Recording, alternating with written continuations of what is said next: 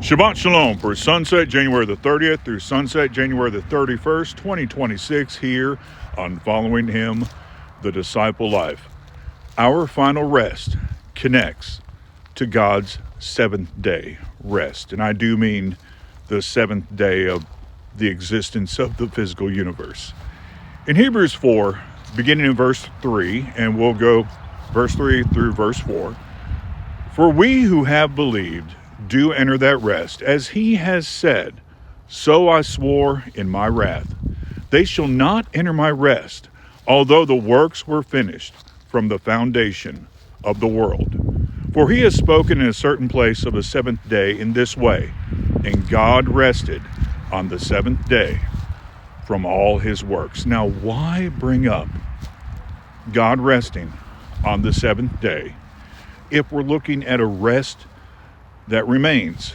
Well, this gets into the sophistication of Scripture.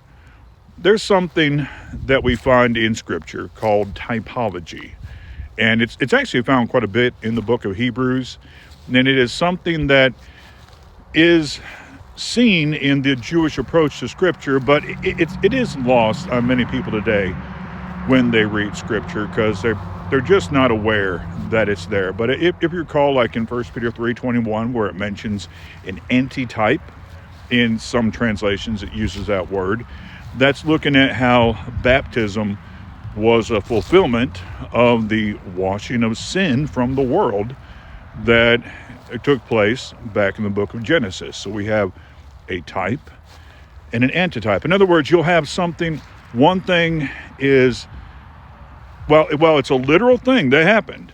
It's not saying it's just an allegory or just a figurative thing that didn't actually take place, but that it also had other meanings to it. And so it was recorded and sometimes intentionally occurred in order to look to something else, or at least that other thing was one of the reasons that it took place.